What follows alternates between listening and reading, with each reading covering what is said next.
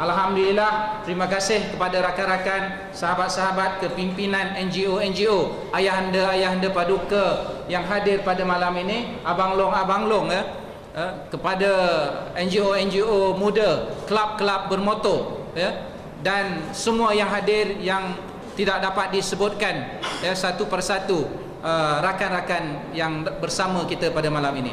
Tidak lain dan tidak bukan, matlamat dan tujuan kita pada hari ini adalah untuk menunjukkan sokongan kita terhadap kepimpinan Datuk Seri Najib Tun Abdul Razak sebagai Perdana Menteri Malaysia yang sah dipilih oleh rakyat melalui sistem demokrasi ketika pilihan raya yang lepas. Deklarasi menyokong Perdana Menteri Datuk Seri Najib Tun Abdul Razak dan menolak deklarasi rakyat oleh Dr.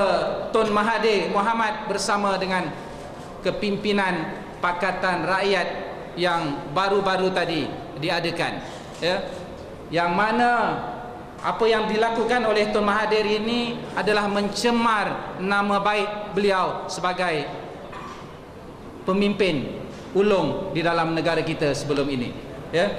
Yang pertamanya, kami NGO yang hadir pada malam ini dan yang tidak hadir pada malam ini, saya mewakili NGO seluruh negeri Selangor. Kami seluruh NGO negeri Selangor adalah dengan ini melapaskan ikrar taat setia tanpa berbelah bagi dan menyokong sepenuhnya kepimpinan yang amat berhormat Datuk Seri Najib Tun Abdul Razak sebagai Perdana Menteri Malaysia yang dipilih secara sah oleh rakyat mengikut perlembagaan negara. Kami sentiasa berpendirian tegas bahawa kebebasan bersuara dan hak untuk mengatakan pandangan dan pendirian perlu dihormati dan dianggap sebagai elemen penting di dalam amalan demokrasi negara yang bertunjangkan trust dan keterbukaan serta semangat perlembagaan negara. Yang ketiganya, walau bagaimanapun kami berpendirian bahawa keterbukaan ini perlulah tertakluk kepada adab etika disiplin serta semangat,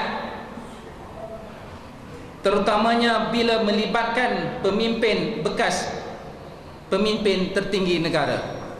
Kami juga kesal, yang keempatnya, kami juga kesal, tersinggung dan rasa amat terhina atas tindakan Tan Sri Muhyiddin, bekas Timbalan Perdana Menteri Malaysia, dan juga Datuk Seri Mukris Mahathir, bekas Menteri Besar Kedah, dan beberapa orang lagi tokoh UMNO yang telah bersekongkol dengan kepimpinan parti DAP yang dianggap sebagai cukup resis,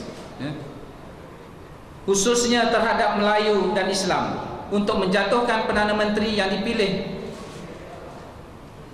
oleh rakyat secara sah. Yang kelimanya, kami juga sedar mutakhir ini Datuk Seri Najib Tun Abdul Razak berhadapan dengan masalah persepsi rakyat yang melampau berkaitan kemelut 1MDB dan sumbangan daripada Raja Arab Saudi sebanyak 2.6 bilion yang telah disahkan tiada langsung kaitannya dengan 1MDB dan sumber dana rakyat oleh SPRM, PDRM, BNM dan pihak pejabat AJ. Yang keenamnya, selama 5 tahun Datuk Seri Najib telah berjaya memacu pertumbuhan ekonomi negara yang begitu cemerlang sehingga berjaya meningkatkan jumlah pelaburan asing langsung meningkat daripada 5.1 bilion ringgit pada tahun 2009, tahun beliau mengangkat sumpah. Ketika beliau mengangkat sumpah pada tahun tersebut hanya 20.8 bilion tahun 2010.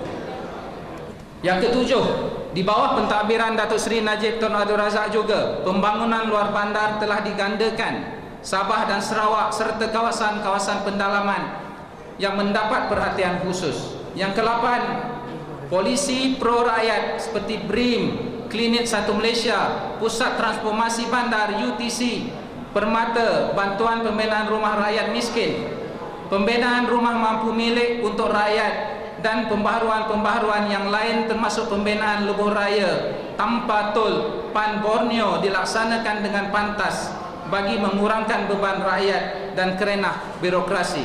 Yang kesembilan, Datuk Seri juga menyediakan begitu banyak peluang dan modal kepada Bumi Putra dan pembangunan syiar Islam. Yang ke-10, Datuk Seri juga diakui di dunia Islam sebagai penggerak pendamai Islam di seluruh dunia, dari mengatur pertemuan Fatah dan Hamas di Kuala Lumpur sehinggalah turun sendiri ke Gaza bagi mendamaikan umat Islam di sana. Begitu juga pendamaian di antara selatan Thailand serta konflik di selatan Filipina.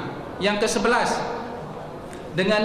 dengan demikian kami menolak sekeras-kerasnya deklarasi rakyat yang diketuai oleh Tun Dr. Mahathir Mohamad bersama kuncu-kuncunya, kerana tiada asas kepentingan rakyat di negara ini dan ianya bersifat mencari jalan pintas untuk ke Putrajaya. Yang ke-12, kami juga ingin mendesak supaya Tun Dr. Mahathir Mohamad dipecat dari jawatan-jawatan yang disandang beliau di Petronas, Proton, Yayasan Kepimpinan Perdana dan lain-lain agensi berkaitan kerajaan persekutuan.